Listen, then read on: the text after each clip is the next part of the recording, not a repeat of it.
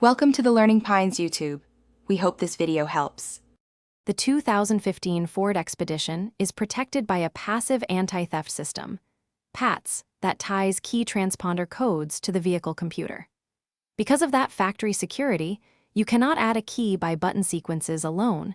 You must use a Ford IDS or a PATS-compatible diagnostic programmer used by dealerships or certified locksmiths. The process requires either one existing programmed key present or special authorization via the vehicle VIN and programming tool. Attempts at generic DI. When you use a dealer or certified locksmith, they will plug a Ford IDS or PATS-capable device into the OBD-ROMAN 2 port under the dash and connect it to the vehicle.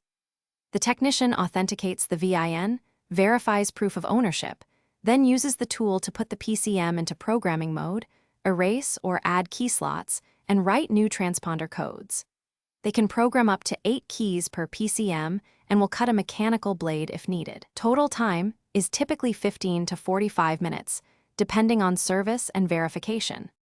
Once the technician completes programming, they will test each key fob and transponder by starting the engine and confirming remote lock/unlock and panic functions. Test each key within 3 feet of the ignition and verify the security indicator behaves normally. The vehicle should start and shut off with every programmed key.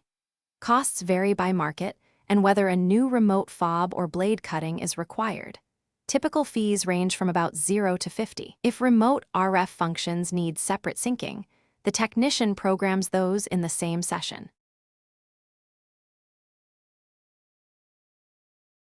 Thanks for watching. Consider subscribing if we helped you.